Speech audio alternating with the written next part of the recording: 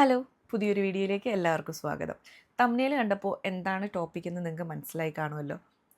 അപ്പോൾ വലിയ ആഡംബരങ്ങളൊന്നുമില്ലാതെ നമുക്ക് വിഷയത്തിലേക്ക് പോകാം. ഇതിന് മുന്നേയും ഞാൻ ഇങ്ങനൊരു വീഡിയോ ചെയ്യണം എന്ന് വിചാരിച്ചിട്ടും പല കാരണങ്ങൾ കൊണ്ട് ഞാനൊന്ന് പിൻവലിഞ്ഞിട്ടുണ്ട് എന്നുള്ളതാണ് സത്യം. എൻ്റെ ഇങ്ങനെയുള്ള ന്യൂസുകൾ ഇപ്പം നമ്മുടെ ചുറ്റും നടക്കുന്ന ഇങ്ങനെയുള്ള ന്യൂസുകളൊക്കെ കാണുമ്പോഴത്തേക്ക് ഞാൻ പോയി ഓരോ വീഡിയോസിൻ്റെയും താഴെ ന്യൂസിൻ്റെ ആണെങ്കിലും ഒക്കെ കമൻസിലൂടെ എൻ്റെ ദേഷ്യവും വിഷമവും നമ്മുടെയൊക്കെ നിസ്സഹായ അവസ്ഥയൊക്കെ ഞാനിങ്ങനെ കമൻറ്റ് ചെയ്യാറുണ്ട്. എന്നതിലുപരി നമുക്കതിനപ്പുറം എന്ത് ചെയ്യാൻ പറ്റും? ചെയ്യാൻ പറ്റുന്നൊരു കാര്യം നമ്മളുടെ വീട്ടിൽ നമ്മുടെ കുട്ടികളെ പറഞ്ഞ് മനസ്സിലാക്കുക. നമുക്ക് പറഞ്ഞ് മനസ്സിലാക്കാൻ പറ്റുന്ന നമ്മുടെ ചുറ്റുപാടുമുള്ള കുട്ടികളെ അതങ്ങനെ ചെയ്യരുത്, ഇങ്ങനെ ചെയ്യരുത് എന്ന് നമുക്ക് പറഞ്ഞ് മനസ്സിലാക്കി കൊടുക്കുക എന്നുള്ളതാണ് നമുക്കിതിൽ ചെയ്യാൻ പറ്റുന്നൊരു കാര്യം. അതിനപ്പുറമുള്ള കാര്യങ്ങൾ നമ്മളുടെ കയ്യിലല്ല. എന്തിനെക്കുറിച്ചാണ് പറയുന്നതെന്ന് നിങ്ങൾക്ക് മനസ്സിലായി കാണുമല്ലോ. ഇപ്പോൾ നമ്മൾ അവസാനമായി കേട്ടൊരു വാർത്തയെന്ന് പറഞ്ഞാൽ ഷഹബാസ് എന്ന് പറയുന്ന 15 വയസ്സ് മാത്രം പ്രായമായൊരു കുട്ടിയുടെ കാര്യമാണ്. ഈ നിർഭാഗ്യകരമായിട്ടുള്ളൊരു കാര്യം എന്താണെന്ന് വെച്ച് കഴിഞ്ഞാൽ അതേ പ്രായത്തിലുള്ളൊരു കുട്ടി ഒരു 3-4-5 കുട്ടികളാൽ തന്നെ ഈ കുട്ടി ഈ ഒരു തെറ്റും ചെയ്യാത്ത ഈ കുട്ടി മരണപ്പെട്ടു എന്നുള്ളതാണ്. കുറ്റം ചെയ്തവർക്ക് യാതൊരു തരത്തിലുള്ള കുറ്റബോധവുമില്ല എന്നുള്ളതാണ് നമ്മളെല്ലാവരെയും അതിശയിപ്പിക്കുന്നൊരു കാര്യം. കുറ്റം ചെയ്യുന്നതിന് തൊട്ട് മുന്നേ ഒരു അവരുടെ ഇൻസ്റ്റഗ്രാം അക്കൗണ്ടുകളിൽ ഗ്രൂപ്പ് ക്രിയേറ്റ് ചെയ്തോ അവരുടെ ഇൻസ്റ്റഗ്രാം അക്കൗണ്ട് വഴി ചാറ്റ് ചെയ്തിട്ട് ഞാൻ അവനെ അത് ചെയ്യാൻ പോവുകയാണ്, ഞാൻ ഇത് ചെയ്യാൻ പോവുകയാണ് എന്ന് ഭയങ്കര എന്താണ് താനെന്തോ വലിയ കാര്യം ചെയ്യുന്ന രീതിയിൽ വിളിച്ച് പറയുകയും അതിനുശേഷം ചെയ്തതിന് ശേഷം നീ അവനെ പോയി നോക്ക്, അവൻ്റെ കണ്ണില്ല, അവനെ പോയി നോക്ക്, അത് അവൻ അതില്ല ഇതില്ല, ഞാൻ ഇങ്ങനെ ചെയ്തു എന്ന് ഭയങ്കര ഈ ഒരു ഹീറോയിസം, താനെന്തോ വലിയൊരു ഹീറോയിസം ചെയ്തേക്കുകയാണ് എന്നുള്ള രീതിയിൽ വന്ന് സമൂഹത്തിനോട് വിളിച്ച് പറയാനും വേണ്ടിയിട്ടുള്ളൊരു ധൈര്യം എവിടുന്ന് കിട്ടി ആ കുട്ടികൾക്ക് എന്നുള്ളത് വളരെ വലിയൊരു ചോദ്യമാണ്. ഈ കമൻറ്റ് സെക്ഷനിലൊക്കെ നമുക്ക് കാണാം, അത് സമൂഹത്തിൽ നിന്നുള്ള കിട്ടിയ ധൈര്യമാണോ അതോ തൻ്റെ മുമ്പിലുള്ള നിയമത്തിലുള്ള പേടിയില്ല. സിമ്പിളായിട്ട് പറഞ്ഞു കഴിഞ്ഞാൽ അതാണ്.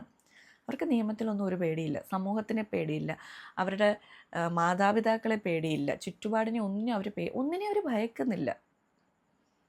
അവർക്കൊന്നിനോടും ഒരു പേടിയില്ല. അങ്ങനെ പേടിയുള്ളവരൊക്കെ ആണല്ലോ എന്തെങ്കിലും ഒരു കാര്യം ചെയ്യുന്നതിന് മുമ്പ് ഒന്നുകൂടെ ഒന്ന് ചിന്തിക്കും. നമ്മളെല്ലാവരും എന്ത് കാര്യം ചെയ്യുന്നു, എന്ത് ചെറിയൊരു കാര്യമാണെന്നുണ്ടെങ്കിൽ നമ്മൾ ചെയ്ത് കഴിഞ്ഞാൽ നമുക്ക് പണി കിട്ടും എന്നൊന്ന് ചിന്തിക്കുമല്ലോ. അങ്ങനൊരു ചിന്തയില്ലേ. ഇത്രയും വലിയൊരു കാര്യം, ഒരാളുടെ ജീവന് അതിനെന്ത് വിലയുണ്ട് എന്ന് മനസ്സിലാക്കാനുള്ളൊരു ബോധം, സാമാന്യ ബോധം ഇല്ല ആ കുട്ടികൾക്ക്. സിമ്പിളായിട്ട് പറഞ്ഞാൽ അത്രയേ ഉള്ളൂ. ഇത്രയും ധൈര്യം അവർക്ക് എവിടുന്ന് കിട്ടുന്നു എന്നുള്ളത് വളരെ വലിയ അതിശയിപ്പിക്കുന്നൊരു കാര്യമാണ്. ഇപ്പം 19 കിഡ്സിൻ്റെയും 2K കിഡ്സിൻ്റെയൊക്കെ കുറേ ട്രോളുകൾ ഉണ്ട്, ഞാനും കുറേ കണ്ടിട്ടുണ്ട്. 19 കിഡ്സ് ഇങ്ങനെ നോക്കിക്കൊണ്ടിരിക്കുന്നു, 2K ഇങ്ങനെ കിടന്ന് അടിയുണ്ടാക്കിക്കൊണ്ടിരിക്കുന്നു, വഴക്കുണ്ടാക്കിക്കൊണ്ടിരിക്കുന്നു, അപ്പോൾ ഇവരിങ്ങനെ ഒളിഞ്ഞിരിക്കുന്നു.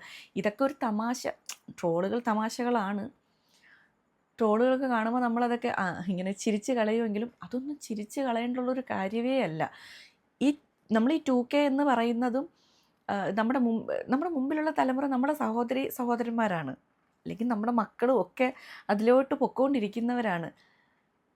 അവരങ്ങോട്ടാണ് പോകുന്നത്. വളരെ മോശം ഒരു സമൂഹം മോശം എന്ന് പറയുന്നതിലും അപ്പുറം അങ്ങനെയുള്ള കാര്യങ്ങൾ കണ്ട് അങ്ങനെയുള്ള കുറച്ച് കൂട്ടുകെട്ടിൽ വളർന്നു വരുന്നു എന്നുള്ളത് ഭയങ്കര വിഷമമായിട്ടുള്ളൊരു കാര്യമാണ്. അങ്ങനെ ഒരിക്കലും ആവാൻ പാടില്ല. അവർക്ക് ആ ധൈര്യം എവിടെ നിന്ന് കിട്ടുന്നത്? എൻ്റെ വീട്ടിൽ എൻ്റെ അമ്മ അച്ഛനും ഒന്നും പറയത്തില്ല എന്നുള്ളതാണോ?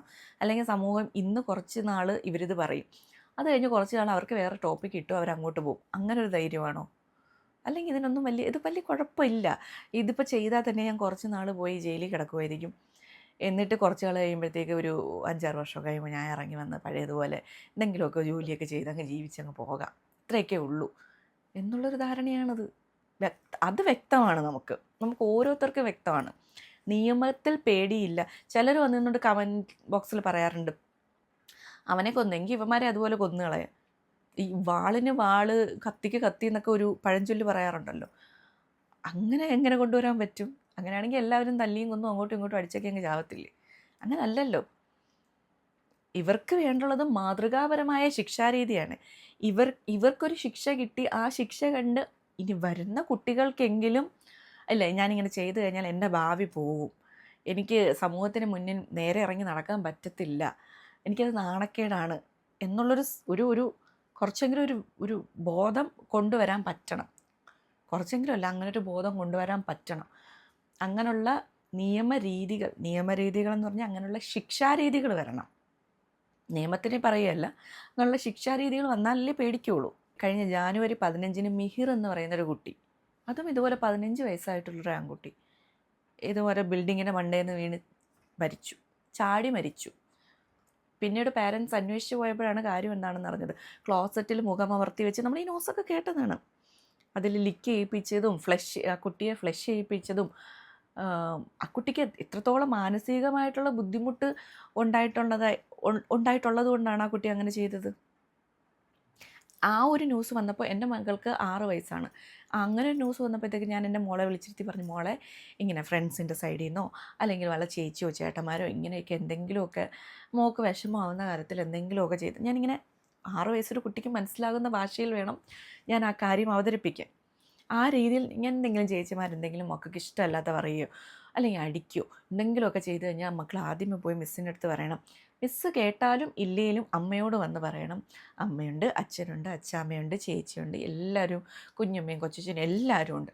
മക്കൾക്ക് എല്ലാവരുടെ അടുത്തും വന്ന് നിന്ന് എന്ത് വേണോ പറയാം, എന്തും അമ്മയടുത്ത്. എന്നിട്ട് ഞാൻ പറയും, എന്ത് അമ്മ മോളുടെ ബെസ്റ്റ് ഫ്രണ്ട് അല്ലേ, ഇങ്ങനെയൊക്കെ ആയിരിക്കും എല്ലാ അമ്മമാരും പറഞ്ഞു കൊടുക്കുന്നത്. അമ്മയോട് വന്ന് നിന്ന് എല്ലാം പറയണം, എന്തുണ്ടെങ്കിലും പറയണം, നമുക്ക് എന്താണെന്ന് വെച്ചാൽ ചെയ്യാം. അതൊന്നും ഓർത്ത് മക്കൾ വിഷമിക്കില്ല. 6 വയസ്സായൊരു കുട്ടിക്ക് അവൾക്കത് എത്രത്തോളം മനസ്സിലായി എന്നെനിക്കറിയത്തില്ല. എന്നാലും നമ്മളിപ്പോൾ പറഞ്ഞു കൊടുക്കുന്ന ഓരോ കാര്യങ്ങൾ തന്നെയാണ് അവരുടെ ബ്രെയിനിൽ പോകുന്നത്.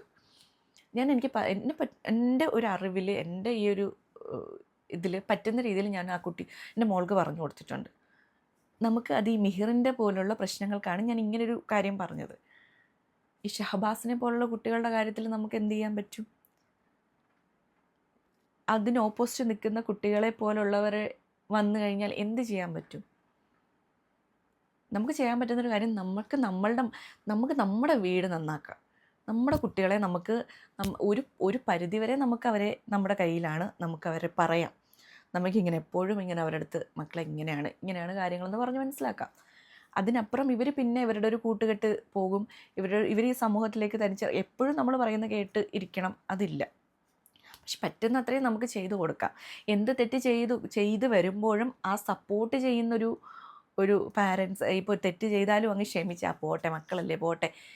മക്കളെ തീർച്ചയായിട്ടും നമ്മൾ മക്കളുടെ തെറ്റുകൾ നമ്മൾ പാരൻസ് ക്ഷമിക്കുക തന്നെ ചെയ്യും. പക്ഷെ തെറ്റാണ് എന്ന് അവർക്ക് മനസ്സിലാക്കി കൊടുക്കണം. അതൊരു തെറ്റായിരുന്നു എന്നുള്ളത്. അതങ്ങനെ ആരും ചെയ്യത്തില്ല എന്നല്ല ഞാൻ പറയുന്നത് കേട്ടോ. സപ്പോർട്ട് ചെയ്യുന്ന ഈ ഷഹബാസിൻ്റെ കാര്യത്തിലും അറിഞ്ഞത് അവരുടെ ഓപ്പോസിറ്റ് നിൽക്കുന്ന ആ കുറ്റവാളികളുടെ പല പാരൻസും ഇങ്ങനെ ക്രിമിനൽ പശ്ചാത്തലം കുട്ടികളാണ് എന്നാണ് അറിയാൻ കഴിഞ്ഞത്. അങ്ങനെയൊക്കെയാണെങ്കിൽ എന്ത് ചെയ്യാൻ പറ്റും? നമ്മുടെ വീട്ടിലെ വളരെ മോശം ഒരു സാഹചര്യമാണെങ്കിൽ ആ കുട്ടികൾ അത് കണ്ടല്ലേ വളർന്നു വരുന്നത്.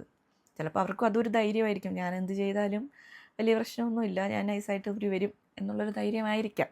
ഷഹബാസിൻ്റെ ഉപ്പ തന്നെ വന്ന് ന്യൂസിൻ്റെ മുന്നിൽ വന്നിന്ന് പുള്ളി കാര്യം പറയുമ്പോഴത്തേക്ക് ഒരു 15 വയസ്സായ തൻ്റെ മകൻ നഷ്ടപ്പെട്ട അച്ഛൻ്റെ എല്ലാ വേദനയും ആ വാക്കുകളിലുണ്ട്. അവർക്ക് നഷ്ടമായത് തന്നെയാണ്. നമ്മളെ കൊണ്ട് ആരെ കൊണ്ടും തിരിച്ചു കൊടുക്കാൻ പറ്റത്തില്ല. ഞാനിപ്പോൾ ഇങ്ങനൊരു വീഡിയോ ഇട്ടെന്ന് പറഞ്ഞു, അല്ലെങ്കിൽ ഇതിലും വലിയ ആളുകൾ വന്നിരുന്ന് എന്തെങ്കിലുമൊക്കെ സംസാരിച്ചെന്ന് പറഞ്ഞുകൊണ്ടൊന്നും ഇതിനൊന്നും ഒരു മാറ്റം വരാൻ പോകുന്നില്ല. മാറ്റം വരുന്നത് എങ്ങനെയാണെന്ന് വെച്ച് കഴിഞ്ഞാൽ വ്യക്തമായ മാതൃകാപരമായിട്ടുള്ള ശിക്ഷാരീതിയിൽ നിന്ന് മാത്രമേ ഇതിനകത്തൊരു മാറ്റം വരുത്തുള്ളൂ. പൂർണ്ണമായിട്ട് മാറാൻ പറ്റുമെന്ന് ഞാൻ പറയുന്നില്ല, എന്നാലും ഇതിൻ്റെ നല്ലൊരു തോത് കുറയ്ക്കാൻ പറ്റുമെന്ന് എനിക്ക് തോന്നുന്നുണ്ട്. ചിലവർ എന്ത് ചെയ്താലും നന്നാവത്തില്ല എന്നുള്ളൊരു രീതിയിൽ വരുന്നവരുമുണ്ട്. ഇടയ്ക്ക് പറയുന്നൊരു കാര്യമെന്ന് വെച്ച് കഴിഞ്ഞാൽ, സിനിമകൾ കണ്ട് അവരതിനെ ഇൻഫ്ലുവൻസായി ചെയ്യുന്നു എന്ന് പറഞ്ഞാൽ, സിനിമകളിൽ മോശം കാര്യം മാത്രമാണോ നടക്കുന്നത്? സിനിമകളിൽ നല്ലതും നടക്കുന്നില്ലേ? അതുകൊണ്ട് ഈ ഏതെടുക്കണം എന്ന് തീരുമാനിക്കുന്നതിലാണ് നല്ലതും ചീത്തയും നടക്കുന്ന ഇത് കാണിക്കുന്നുണ്ട്. ഏതെടുക്കണം എന്ന് ആ വ്യക്തിയുടെ തീരുമാനത്തിലാണ് ഇരിക്കുന്നത്.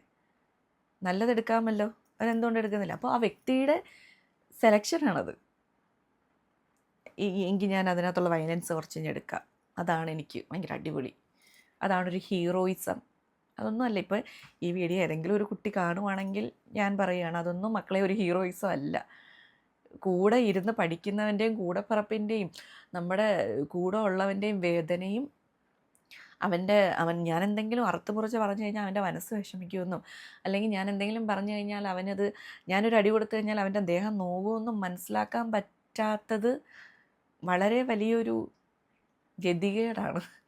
അങ്ങനൊന്നും ഒരിക്കലും ആവാൻ പാടില്ല. എങ്ങനെയാണ് കൂടെ ഇരിക്കുന്ന ഒരുമിച്ച് കളിച്ച് വരുന്ന പഠിച്ച് വരുന്ന ഒരാളെ അവർക്കൊരു ജീവനൊന്നും ഒരു വിലയുമില്ല, ഒരു ജീവനൊരു വിലയില്ല. നഷ്ടമായവർക്കെല്ലാം അവർക്ക് നഷ്ടം തന്നെയാണ്, തിരിച്ച് നികത്താൻ പറ്റാത്ത നഷ്ടമാണ്. കുറ്റവാളികൾ എന്ന് പറയുന്നില്ല, കുറ്റവാളികൾ അവർ വന്ന് പരീക്ഷ എഴുതിപ്പോയി. അവർ പരീക്ഷ എഴുതാനായിട്ടും നിയമത്തിന് മുന്നിൽ പലതരത്തിലുള്ള നിയമങ്ങൾ പലരും വന്നെന്ന് പറയുന്നു, ഇതൊക്കെയാണ് ഇതുകൊണ്ടൊക്കെയാണ് അവർ പരീക്ഷ എഴുതിയത് എന്ന്. ഇതിൻ്റെ ഒരു അരോചകത്വവും ഇതിൻ്റെ ഒരു രോഷമൊക്കെ ഇന്ന് നമ്മൾ സോഷ്യൽ മീഡിയയിൽ കണ്ടതാണ്. ഫേസ്ബുക്കിലും ഇൻസ്റ്റയിലും യൂട്യൂബിലും ഒക്കെ നമ്മൾ നല്ല രീതിയിൽ കണ്ടതാണ് അവർ പരീക്ഷ എഴുതിയതിനുള്ള എതിർപ്പുകൾ. കുറച്ച് ദിവസങ്ങൾക്ക് മുമ്പേ വേറൊരു വാർത്ത ഉണ്ടായിരുന്നു, നഴ്സിംഗ് സ്റ്റുഡൻസിൻ്റെ കൂടെയുള്ള അതും ഒരു റാഗിങ് ആണ്. ഭാഗ്യവശാൽ ആ കുട്ടി മരണപ്പെട്ടില്ല, പക്ഷെ ശാരീരികമായി നല്ല രീതിയിൽ ബുദ്ധിമുട്ടുകൾ ഉണ്ടായിട്ടുണ്ട്. എന്നത്തേക്കുമായിട്ടുള്ള പല ബുദ്ധിമുട്ടുകളും ആ കുട്ടിക്ക് കിട്ടിയെന്നാണ് അറിയാൻ കഴിഞ്ഞത്. അത് ആ കുട്ടി ഇപ്പോൾ ചികിത്സയിലാണ്. ആ കുട്ടി അങ്ങനെ കിടത്തിയിട്ട് സൂചി കൊണ്ടും മറ്റും ദേഹം ഇങ്ങനെ കുത്തി നോവിപ്പിച്ച് അതിനകത്ത് സന്തോഷം കണ്ടെത്തി അത് വീഡിയോ എടുക്കാൻ കഴിയുന്ന ആ ഒരു മനസ്സിനെ എന്താണ് പറയേണ്ടുള്ളത്? നമുക്ക് ചെയ്യാൻ പറ്റുന്നൊരു കാര്യം നമ്മളുടെ വീട്ടിലുള്ള കുട്ടികളെ പറഞ്ഞ് മനസ്സിലാക്കുക. നമുക്ക് പറഞ്ഞ് മനസ്സിലാക്കാൻ പറ്റുന്ന നമ്മുടെ ചുറ്റുപാടിലുള്ള കുട്ടികളെ അങ്ങനെ ചെയ്യരുത്, ഇങ്ങനെ ചെയ്യ് എന്ന് നമുക്ക് പറയാം. പറഞ്ഞ് മനസ്സിലാക്കാൻ പറ്റുന്ന അത്രയും നമുക്ക് മനസ്സിലാക്കിക്കാം. കൂടെയുള്ളവനെ സ്നേഹിക്കാനും, ഇപ്പോൾ അവനെന്തെങ്കിലും ചെയ്തുകയാണെങ്കിൽ അവർക്ക് വേറെ ഓപ്ഷൻ ഇല്ല. ഇപ്പം കൂടെ എല്ലാവരെയും പറയുന്നില്ല കേട്ടോ, വളരെ ഒരു ചെറിയൊരു പെർസെൻറ്റേജ് കുട്ടികളാണ് ഇങ്ങനെ ചെയ്യുന്നത് കേട്ടോ. എല്ലാ കുട്ടികളൊന്നും അങ്ങനെയല്ല. അവർക്ക് അവരുടെ മുമ്പിൽ എന്തെങ്കിലുമൊക്കെ ഒരു പ്രശ്നം വരികയാണെങ്കിൽ അവനെ കുത്തുക, അവനെ വെട്ടുക, അവനെ അങ്ങ് കൊന്നു കളയുക. അതിനപ്പുറം അവർക്കത് വേറെ എന്താണ് ഈ പ്രശ്നത്തിനൊരു സൊല്യൂഷൻ അവർക്കില്ല. അവർക്ക് ആർക്കും ഒരു സൊല്യൂഷൻ ഇല്ല. കൊല്ലുക, വെട്ടുക, എന്തെങ്കിലുമൊക്കെ ചെയ്യുക എന്നുള്ളതല്ലാതെ ആ പ്രശ്നത്തിനൊരു സൊല്യൂഷൻ ഇതല്ലാതെ വേറൊന്നും അവർക്ക് അറിയത്തില്ല. ഇനി ഒരു കുട്ടിയും അങ്ങനെ ചെയ്യാൻ പാടില്ല. അവൻ അങ്ങനെ ചെയ്യാനായിട്ടൊരു ടെൻഡൻസി, ഇപ്പോൾ ഈ കൗമാരപ്രായക്കാരെന്ന് പറയുമ്പോൾ ഈ ദേഷ്യവും എടുത്തുചാട്ടവും ഒക്കെ ഒത്തിരി കൂടി നിൽക്കുന്നൊരു പ്രായമാണ് ആ ഒരു ഏജ് എന്ന് പറയുന്നത്. എല്ലാവരും ആ ഒരു ഏജ് കഴിഞ്ഞ് വരുന്നവരാണ്. നമ്മളിങ്ങനെ പറഞ്ഞ് കേൾക്കാറുണ്ട്, ആ ഒരു പ്രായത്തിലൊരു 10-15 വയസ്സൊക്കെ കഴിഞ്ഞിട്ട് അങ്ങോട്ടുള്ളൊരു പിള്ളേർക്ക് ഇച്ചിരി എടുത്തുചാട്ടമൊക്കെ ഉണ്ട്. അപ്പോൾ അതിനെ അവർക്കൊന്ന് കൺട്രോൾ ചെയ്യാൻ പറ്റണം. നമുക്ക് നമ്മളുടെ വികാരങ്ങളെ, നമ്മുടെ ദേഷ്യത്തിനെ ആയാലും എന്തിനെ ആയാലും ഒരാളെ ഇപ്പോൾ അടിക്കാൻ തോന്നിക്കഴിഞ്ഞാൽ ഓടിപ്പോയി ഒരൊറ്റ അടി വെച്ച് കൊടുക്കണം എന്നതിലുപരി ആ അടിച്ചു കഴിഞ്ഞ് കഴിഞ്ഞാൽ എന്തൊക്കെ സംഭവിക്കും അതിന് ശേഷം എന്ന് ചിന്തിക്കാനുള്ളൊരു പക്വത വേണം. എന്തായാലും നിങ്ങൾക്ക് നിങ്ങളുടെ അഭിപ്രായങ്ങൾ കമൻറ്റ് സെക്ഷനിൽ രേഖപ്പെടുത്താവുന്നതാണ്. നമുക്കവിടെ ചർച്ച ചെയ്യാം. പുതിയൊരു വീഡിയോ ആയിട്ട് കാണുന്നത് വരേക്കും കാത്തിരിക്കുക. ഞാൻ യാത്രാമോഹി.